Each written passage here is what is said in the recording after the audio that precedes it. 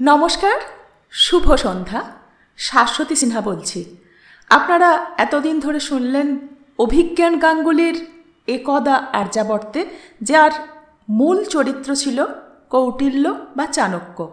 আমি এই বইটার মধ্যে এতটাই ডুবে গিয়েছিলাম এবং আমার এতটাই ভালো লেগেছে যে আমার ইচ্ছে হলো এই সিরিজের সবকটি বই পড়ে নিতে। এই পরের সিরিজটি পড়ার আগে আমি লেখকের কিছু কথা আপনাদের শুনিয়ে দিতে চাই। প্রথমত, এই বইটি লেখক উৎসর্গ করেছেন সেই সকল পাঠককে যারা পড়ার বইয়ের মধ্যে গল্পের বই লুকিয়ে পড়েছেন। আমি তাদের মধ্যে একজন। তো আগে ভূমিকাটা শুনে নিন, পরে মূল গল্পে যাচ্ছি। ভূমিকা সবটা পড়ব না, কিছুটা। সময় সরণি ধরে 2300 বছর পিছিয়ে যান। ভাবুন, সেই সময়ের কথা যখন ফিঙ্গারপ্রিন্টিং অথবা ফরেনসিক সায়েন্স উন্নত হয়নি। সেই সময়ে তবে কিসের উপর ভিত্তি করে একজন গোয়েন্দা তদন্ত করতেন? এই চিন্তাটাই ছিল আমার লেখার মূল বীজ। ঠিক করি এই সময়টা ভিত্তি করে গোয়েন্দা কাহিনী লিখব, যেখানে সত্যান্বেষীর একমাত্র অস্ত্র হবে তার চিন্তা শক্তি এবং সব গল্পে রহস্য সমাধানের সমস্ত সূত্র পাঠকের সামনে থাকবে। গোয়েন্দার সঙ্গে সঙ্গে পাঠকরাও মস্তিষ্ক লাগিয়ে চেষ্টা করবে রহস্য সমাধানের। এরপর ভাবনা এলো, কে হবে আমার গোয়েন্দা?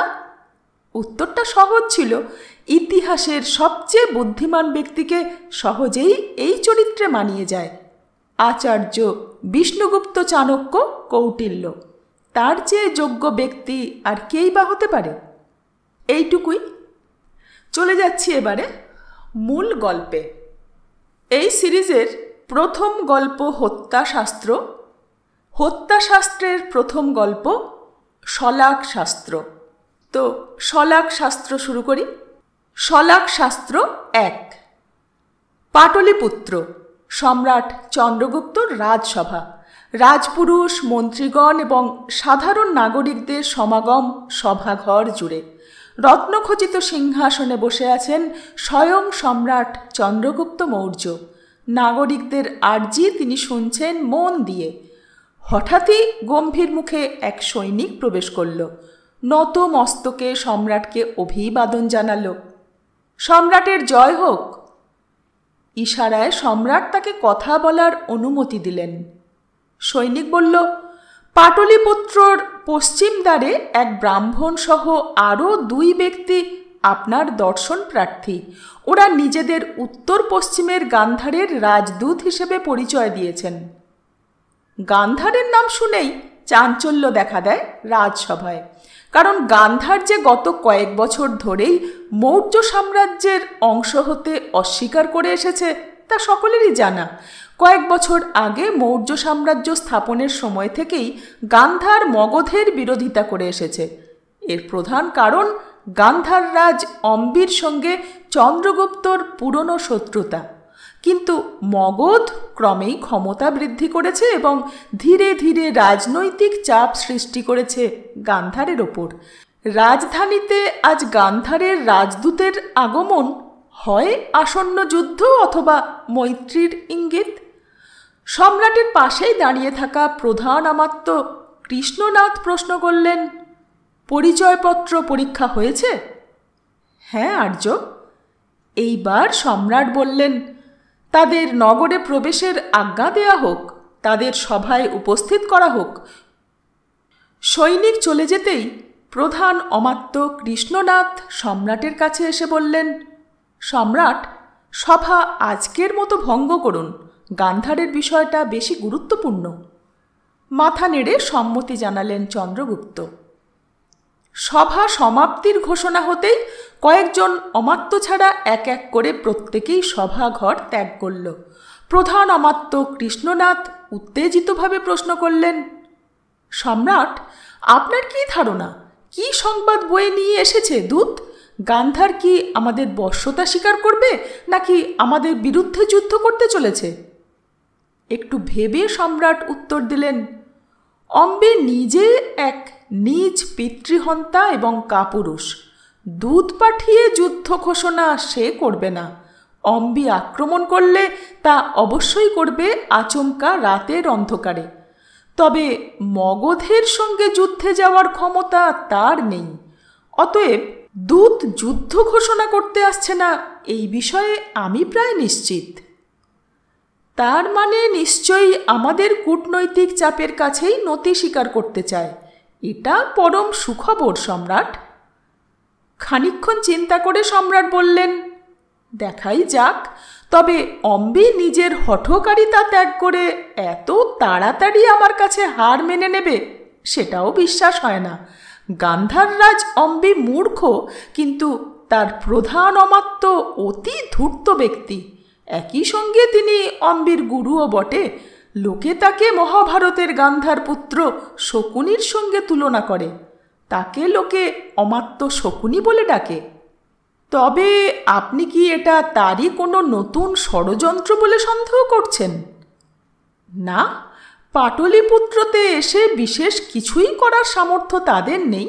তবে অম্বি আমায় যতটা ঘৃণা করে, তার আচার্য শকুনি আচার্য চাণক্যকে ততটাই ঘৃণা করে।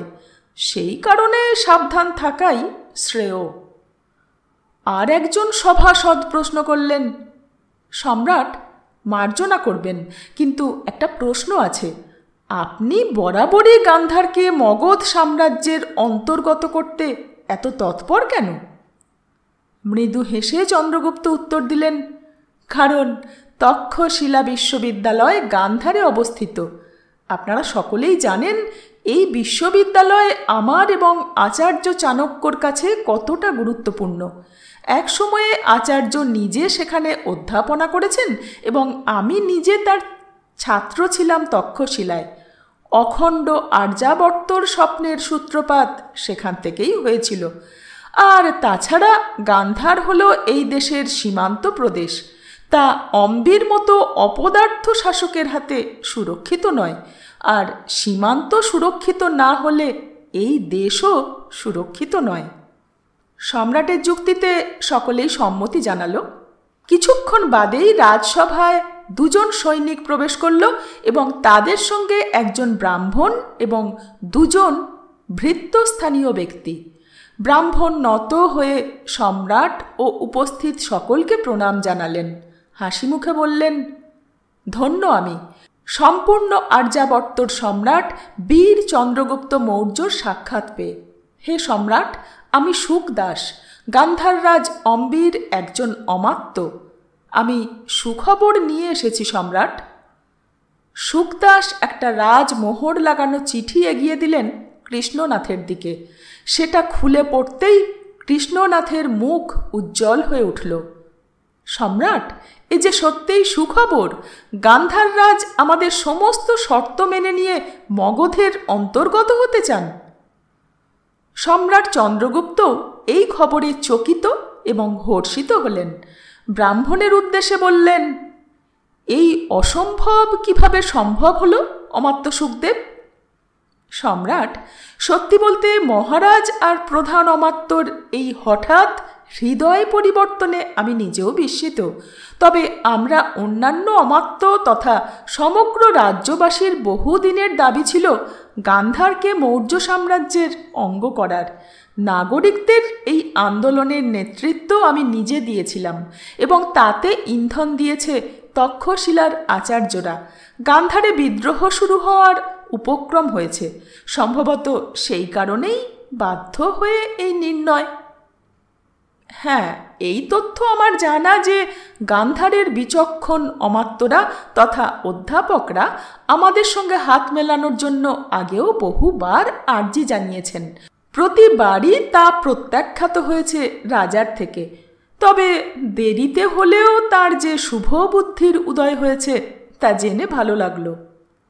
যথার্থ বলেছেন সম্রাট। আপনি আমাদের বিশেষ অতিথি মহোদয়। পথযাত্রায় আপনি নিশ্চয়ই ক্লান্ত। আমাদের আপ্যায়নে কয়েকদিন রাজমহলে যাপন করার আমন্ত্রণ জানাই। ধন্যবাদ সম্রাট, তবে আমি 2 দিন বিশ্রাম নিয়েই আপনার উত্তর সমেত ফিরে যাব। শুভ কাজে দেরি নয়। অমাত্য কৃষ্ণনাথ প্রশ্ন করলেন, আপনার সঙ্গে এরা আপনার ভৃত্য? আপনার সঙ্গে গান্ধারের কোনো প্রহরী আসেনি? আমাদের রাজা আমার সঙ্গে কোনো প্রহরী পাঠাননি। তিনি জানিয়েছেন যে আপনার দায়িত্বে তিনি আমার সুরক্ষা ভার দিয়ে নিশ্চিন্ত। মগধকে তিনি সম্পূর্ণ বিশ্বাস করেন। শুধু নিয়ম রক্ষার স্বার্থে সঙ্গে এই একজন পাচক আর খাবার পরীক্ষক দিয়েছেন। রাজপুরুষদের হত্যার ক্ষেত্রে বিষপ্রয়োগ হলো সবচেয়ে প্রচলিত পদ্ধতি। সেই কারণেই রাজদূতদের সঙ্গে একজন নিজস্ব পাচক ও খাবার পরীক্ষক পাঠানোটা নিয়ম। তাচ্ছিল্যের সঙ্গে চন্দ্রগুপ্ত হেসে বললেন, সম্পূর্ণ ভরসা যে করেন না তা তো দেখতেই পাচ্ছি। তবে আপনার সুরক্ষায় আপনার সঙ্গে সর্বদা দুজন সৈনিক বহাল করলাম। আপনাকে গান্ধার অবধি সুরক্ষিত পৌঁছে দেওয়ার দায়িত্ব আমার। আপনি নিশ্চিন্তে থাকুন মহোদয়, আপনি আমার বাড়িতে সম্পূর্ণ সুরক্ষিত। 2. রাজমহলের অন্দরেই একটি সুসজ্জিত অতিথি কক্ষে শুকদাসের থাকার ব্যবস্থা করা হয়েছে। শুকদাস অমাত্য কৃষ্ণনাথের সঙ্গে দিনের বেলা মহল পরিদর্শন করলেন। সর্বক্ষণ তার সঙ্গে দুজন প্রহরী থেকেছে। ক্লান্ত থাকায় সূর্যোদয়ের পর দ্বিতীয় প্রহরের দিকে তাড়াতাড়ি খাওয়া দাওয়া করে তিনি ঘরে দরজা দিলেন। ভেতর থেকে দরজা বন্ধ হওয়া অবধি কৃষ্ণনাথ নিজে অপেক্ষা করলেন এবং দরজার বাইরে দুজন সশস্ত্র প্রহরীকে সারা রাত পাহারায় থাকতে নির্দেশ দিলেন। কোনোভাবেই যেন ব্রাহ্মণকে একা ছাড়া না হয় বা তার সুরক্ষায় কোনো গাফিলতি না হয় সেই নির্দেশ দিলেন। এরপর তিনি নিশ্চিন্ত মনে নিজের ঘরের দিকে এগোলেন। আজ সত্যি শুভ দিন।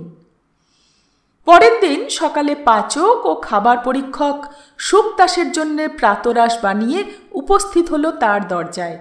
সতর্ক 2 প্রহরী তখন নিজের জায়গায় দাঁড়িয়ে। তারা দরজার কড়া নাড়ল, কিন্তু দরজা খুলল না। প্রহরী ও 2 ভৃত্য অনেক ডাকাডাকি করতেও কোনো উত্তর না আসায় এক প্রহরী ছুটল প্রধান অমাত্যকে খবর দিতে। চিন্তিতভাবে কৃষ্ণনাথ এলেন এবং তিনিও বার কয়েক ডাকাডাকি করলেন। কোনো ফল না হওয়ায় শঙ্কিত অমাত্য সম্রাটকে খবর পাঠালেন। সম্রাট নিজে কয়েকজন সৈনিক নিয়ে হাজির হয়ে নির্দেশ দিলেন দরজা ভেঙে ফেলতে। শক্তপোক্ত সেগুন কাঠের দরজা ভেঙে ফেলা মোটেই সহজ হলো না। 6 জন বলিষ্ঠ সৈনিকের মিলিত চেষ্টায় সে দরজা ভাঙা হলো।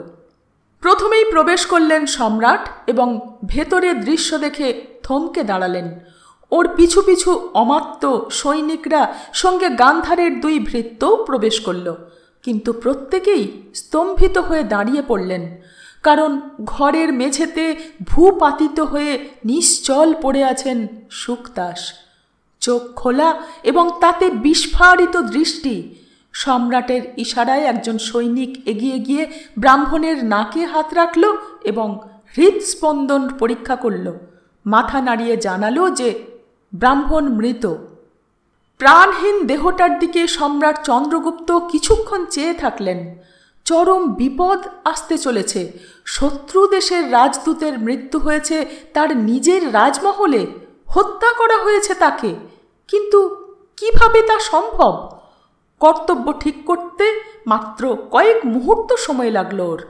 এই বিপদের মুহূর্তে ওর শুধু একজনেরই মুখ মনে আসছে।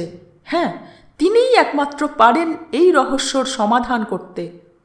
একজন সৈনিকের দিকে চেয়ে তিনি শান্ত কণ্ঠে নির্দেশ দিলেন, যত তাড়াতাড়ি সম্ভব আচার্য চাণক্যকে খবর দাও। 3. নিজের ঘরে একাকী বসে আছেন সম্রাট চন্দ্রগুপ্ত। আজকে সভা করার পরিস্থিতি নেই। তার মনের ভেতর দুশ্চিন্তার ঝড় চললেও বাইরে থেকে তিনি শান্ত। সম্রাটকে কখনো নিজের অন্তরের ভাব অথবা দুর্বলতা লোক সমক্ষে প্রকাশ করতে নেই। তিনি একজনের পথ চেয়ে অধীর অপেক্ষায় বসে আছেন। সেই মুহূর্তেই অতি পরিচিত খড়মের শব্দ তার কানে এলো। সেই আওয়াজ তার দিকেই এগিয়ে আসছে। ঘরে ঢুকলেন সেই খড়ম পরা ব্যক্তি। উচ্চতায় সম্রাটের চেয়ে সামান্য কম, কৃষ্ণবর্ণ, ন্যাড়া মাথায় শুধু লম্বা টিকি এবং সাধারণ ব্রাহ্মণ সন্ন্যাসীর বেশ। কপালে চন্দনের ত্রিবলী টিকা, গলায় রুদ্রাক্ষের মালা এবং বুকের ওপর দৃশ্যমান পৈতে তার ব্রাহ্মণত্বের পরিচয় দিচ্ছে। অসম দন্তরাশির কারণে তার মুখে এক ধরনের কুরুপতা প্রকাশ পায়। ব্যক্তির আপাত বিশেষত্বহীন চেহারায় উল্লেখযোগ্য অংশ তার দুটো অস্বাভাবিক উজ্জ্বল চোখ। অন্তর্ভেদী সেই দৃষ্টিতে যেন বিদ্যুৎ খেলে চলে প্রতি মুহূর্তে। অপরিচিত কোনো ব্যক্তি এই ব্রাহ্মণকে দেখে কোনো দিন অনুমান করতে পারবে না যে ইনি মহামতি বিষ্ণুগুপ্ত চাণক্য। আর্যাবর্তে এই মুহূর্তে তার চেয়ে ক্ষমতাধর ও প্রভাবশালী ব্যক্তি দ্বিতীয় কেউ নেই, সম্ভবত সম্রাট নিজেও নন। তিনি সম্রাট চন্দ্রগুপ্তর বাল্যকালের আচার্য, মৌর্য সাম্রাজ্য প্রতিষ্ঠার মূল মস্তিষ্ক এবং পরবর্তীকালে প্রধান অমাত্য পদে আসীন ছিলেন কয়েক বছর। যদিও এখন তিনি স্বেচ্ছাবসর নিয়ে লেখালেখিতে মনোনিবেশ করেছেন। রাজভবন তিনি ত্যাগ করেছেন। পাটলিপুত্রেই এক তুলনামূলক নির্জন স্থানে নিজের কুটিরে স্বেচ্ছায় সন্ন্যাসী জীবনযাপন করেন। গুরুর পায়ে মাথা ঠেকিয়ে প্রণাম জানালেন সম্রাট। মাথায় হাত রেখে চাণক্য আশীর্বাদ করলেন। আয়ুষ্মান ভব, যশস্বী ভব, উৎকৃষ্ট ভারতম সম্রাট। চন্দ্রগুপ্ত উঠে গুরুকে আসনে বসিয়ে নিজেও তার মুখোমুখি বসলেন। প্রহরীকে তাদের একান্তে ছেড়ে দিতে বলে দরজা বন্ধ হওয়া অবধি অপেক্ষা করলেন। তারপর বললেন, আচার্য, মগধের ঘোর বিপদ আসন্ন আচার্য। আপনি ছাড়া এই মুহূর্তে আমি আর কাউকে বিশ্বাস করতে পারছি না। কি ঘটেছে সম্রাট? গান্ধাররাজ অম্বিকে মনে আছে আপনার? অবশ্যই, আচার্য শকুনির শিষ্য। ক্ষমতার লোভে এই দেশদ্রোহী অম্বি সিকান্দারের সঙ্গে মৈত্রী করে যবন সেনাদের এদেশে প্রবেশের পথ করে দিয়েছিল। তাকে কি ভুলতে পারি? হ্যাঁ, সে এতদিন মৌর্য সাম্রাজ্যের অধীনস্থ হতে রাজি হয়নি। তাই আমরাও এই দিক থেকে কূটনৈতিকভাবে গান্ধারকে চাপ দেওয়া শুরু করি। তার রাজ্যে নজিরবিহীন অপশাসন, কৃষকরা আত্মহত্যা করছে, শ্রমিকরা ক্ষুধার্ত মরছে, আর শিক্ষা ব্যবস্থাও ধুঁকছে। তার বিরুদ্ধে তার রাজ্যবাসী ও তক্ষশিলার আচার্যরা বিদ্রোহ করছে, মগধের অংশ হওয়ার দাবি করেছে। অম্বি একা হলে বহুদিন আগেই বিদ্রোহীরা তাকে হত্যা করতে সক্ষম হতো, কিন্তু আচার্য শকুনি অত্যন্ত বুদ্ধিমান ব্যক্তি। সেই তক্ষশিলায় অধ্যাপনা করার সময় থেকেই আমি তাকে চিনি। তার বুদ্ধিতেই এখনও অম্বি রক্ষা পেয়েছে। যাই হোক, হঠাৎ তার প্রসঙ্গ উঠছে কেন? সে কি এইবার হার মেনেছে, মগধের বশ্যতা স্বীকার করতে চায়? হ্যাঁ, সেই রকম ইঙ্গিত দিয়েই এক ব্রাহ্মণ দূতকে তিনি পাঠিয়েছিলেন। গতকাল তিনি এখানে পৌঁছেছিলেন। আমি তার যথাযথ সুরক্ষার ব্যবস্থা করি। প্রাসাদের অন্দরেই অতিথিশালায় ওর থাকার ব্যবস্থা করি। কিন্তু আজ সকালে... পুরো কথা শেষ না করে সম্রাট চুপ হয়ে যেতে অশনির ইঙ্গিত অনুমান করেই চাণক্য বলে ওঠেন, দয়া করে এইটা বলো না যে তাকে হত্যা করা হয়েছে। তাকে হত্যা করা হয়েছে? আমি ভাবতে পারছি না আচার্য। খোদ রাজমহলের অন্দরে গুপ্ত হত্যা?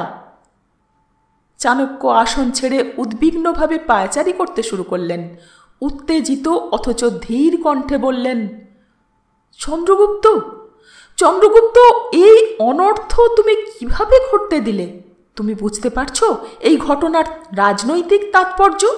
রাজদূতকে হত্যা একেই ধর্মবিরুদ্ধ পাপ, তার উপর ব্রহ্ম হত্যা। কাউকে বিশ্বাস করাতে পারবে না যে এতে মগধের হাত নেই। প্রত্যেকে তোমার ওপরেই দোষারোপ করবে। মৌর্যদের শাসন ব্যবস্থার ওপর প্রশ্ন উঠবে।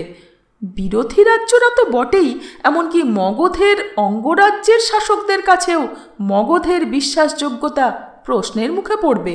তারা একজোট হবে আর ব্রাহ্মণদের উস্কানি দেবে। সমস্ত মগধ বিরোধী রাজ্য এর লাভ উঠাবে, বিশেষ করে গান্ধার। আমি আপনারই শিষ্য, আমি মূর্খ নই আচার্য, আমি সব বুঝছি। আমি আপনাকে আশ্বাস দিতে পারি যে আমার তরফ থেকে যথাযথ সুরক্ষা আর সাবধানতা অবলম্বন করা হয়েছিল, কিন্তু কোনো এক অদ্ভুত উপায়ে বন্ধ ঘরে তাকে হত্যা করা হয়েছে।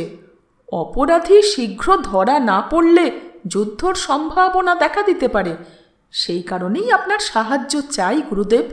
এই রহস্যর সমাধান আপনিই করতে পারেন আচার্য।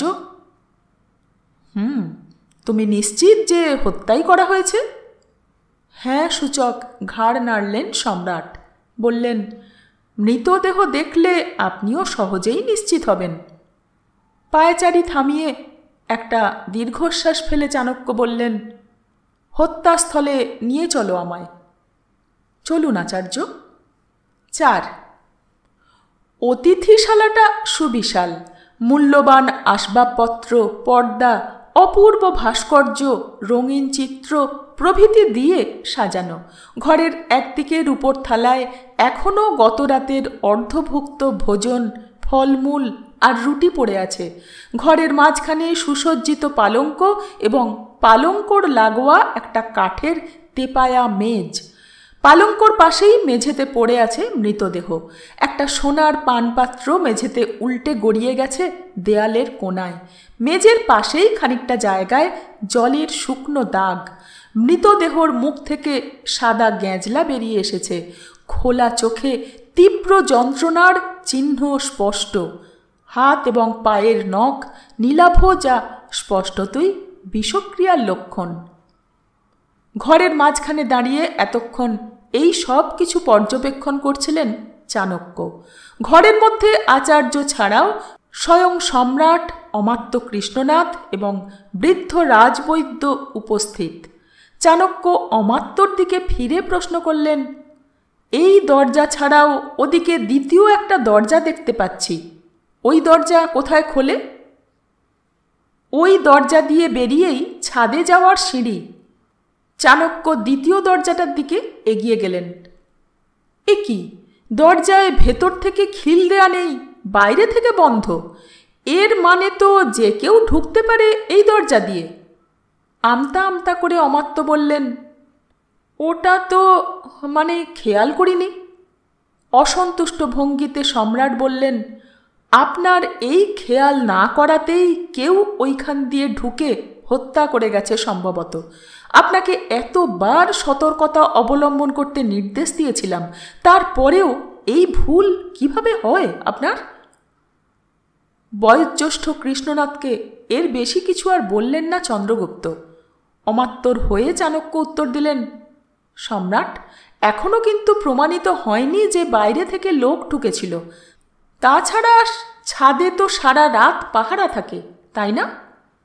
এই কথায় সাহস পেলেন কৃষ্ণনাথ। বললেন, আগে হ্যাঁ আচার্য, ওখান থেকে সবার চোখ এড়িয়ে আততায়ী ঢুকতে পারবে না। পরের প্রশ্ন আচার্য করলেন রাজবৈদ্যের উদ্দেশ্যে, মৃত্যু বিষপ্রয়োগেই হয়েছে এই বিষয়ে নিশ্চিত তো? আগে হ্যাঁ, তবে দেহে আর কোনো ক্ষতচিহ্ন আমার চোখে পড়েনি। সাপের কামড় নয়। খাবারে বিষ থাকার সম্ভাবনাই সবচেয়ে বেশি। কৃষ্ণনাথ বললেন, সেটা সম্ভব নয় আচার্য। গতকাল রাতের পুরো রান্না হয়েছে আমার নিজের চোখের সামনে। গান্ধারের পাচক ও খাদ্য পরীক্ষকটিকে বিশ্বাস করা যায় না। খাবারে যাতে বিষপ্রয়োগ কোনোভাবেই সম্ভব না হয় সেটা নিশ্চিত করতে আমি এবং সঙ্গে আরও 5 জন প্রহরী কড়া সতর্কতার সঙ্গে নজর রেখেছি সর্বক্ষণ। আনাজ, চাল, ঘি ইত্যাদি সব আমরা রাজভাণ্ডার থেকে দিয়েছিলাম। শুধু তা রান্না করেছে গান্ধারের পাচক। সেই প্রতিটা খাবার শুকতাস মুখে তোলার আগে গান্ধারের নিজস্ব খাবার পরীক্ষক আমার সামনে তা প্রথমে খেয়ে দেখেছে। সেই ব্যক্তির ভেতর কোনো রকম বিষক্রিয়ার লক্ষণ দেখা দেয়নি। বিষাক্ত চাল ফোটানোর সময়ে অস্বাভাবিক ময়ূর নীলাভ ধোঁয়া বের হয়। সবজিতে বা ফলে বিষ থাকলে তার রঙের সামান্য হলেও পরিবর্তন আসে, শুকনো হয়ে যায়। দইতে কালো রং এবং মধুতে সাদা রং দেখা দেয়। এগুলো সবই সম্রাটের নিজস্ব পাচক জানেন। তিনি কি উপস্থিত ছিলেন কালকে রান্নার সময়ে? সম্মতিসূচক মাথা নাড়লেন মহা অমাত্য। বললেন, হ্যাঁ আচার্য, আমি সেই ব্যবস্থাও করেছিলাম।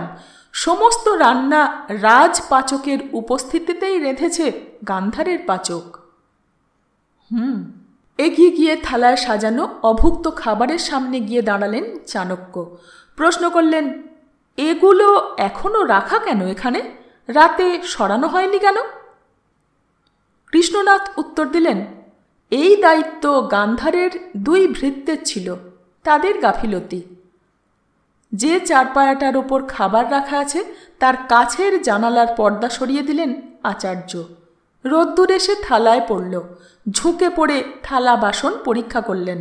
বললেন, ভালোই হয়েছে এগুলো না সরিয়ে একবার পরীক্ষা করে নিশ্চিত হয়ে নেবেন এতে বিষ আছে কিনা। বিষ বাসনেও থাকতে পারে। ধাতুতে বিষ থাকলে তার উপর পড়া আলোকরশ্মি কম প্রতিফলিত হয়, কারণ বিষাক্ত ধাতু তার জৌলু সারায়। এক্ষেত্রে সেরকম কিছু তো আপাতত নজরে পড়ছে না। বিষক্রিয়ার ওপর আরও কিছু বলতে যাচ্ছিলেন চাণক্য, কিন্তু থেমে গেলেন। জানলা দিয়ে ভেতরে ঢোকা রোদ্দুর মেঝের ওপর কোনো একটা ছোট বস্তুর ওপর এসে পড়েছে। সেটার থেকে প্রতিফলিত আলো চাণক্যর চোখে লাগল। ভুরু কুঁচকে এগিয়ে গেলেন পালঙ্কর দিকে। নিচু হয়ে সাবধানে মেঝে থেকে কিছু একটা তুলে নিলেন তিনি। একটা সরু শলাকা, অনেকটা কাপড় সেলাই করতে যেমন সুই ব্যবহার হয় সেই রকমই, তবে দৈর্ঘ্যে সামান্য বেশি। সেটা নিজের চোখের সামনে ধরে নিজের মনেই প্রশ্ন করলেন তিনি, এটা কি? চন্দ্রগুপ্ত এগিয়ে এসে সেটা দেখলেন। বললেন, সুই বা ছোট শলাকা জাতীয় কিছু মনে হচ্ছে। কিন্তু এর সূচালো দিকে কালচে যে জিনিসটা লেগে আছে সেটা তো শুকিয়ে যাওয়া রক্ত মনে হচ্ছে। ভালো করে দেখো, এটার সূচালো দিকের রং অন্য দিকের চেয়ে সামান্য আলাদাও বটে।